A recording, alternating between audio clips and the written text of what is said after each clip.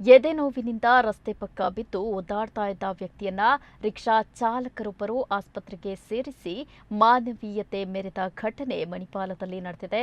ತೀವ್ರ ಎದೆ ನೋವಿನಿಂದ ಬಳಲ್ತಾ ಇದ್ದ ವ್ಯಕ್ತಿ ಕಾರು ಚಲಾಯಿಸಿ ಆಸ್ಪತ್ರೆಗೆ ದಾಖಲಾಗಲು ಬರ್ತಾ ಇದ್ರು.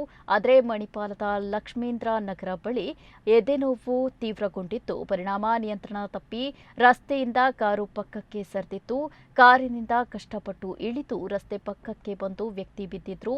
ಇದೇ ವೇಳೆ ರಸ್ತೆ ಪಕ್ಕ ಬಿದ್ದ ವ್ಯಕ್ತಿಯನ್ನ ಗಮನಿಸಿದ ರಿಕ್ಷಾ ಚಾಲಕ ಮೊಹಮ್ಮದ್ ಶಮೀರ್ ಅವರು ಕೂಡಲೇ ರಿಕ್ಷಾದಲ್ಲಿ ಕೂರಿಸಿ ಹತ್ತಿರದ ಆಸ್ಪತ್ರೆಗೆ ದಾಖಲಿಸಿದ್ದಾರೆ.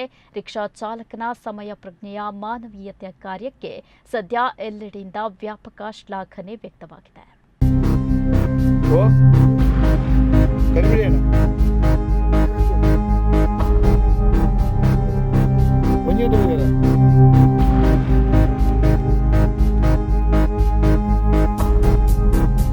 गाड़ी मुझे पड़ा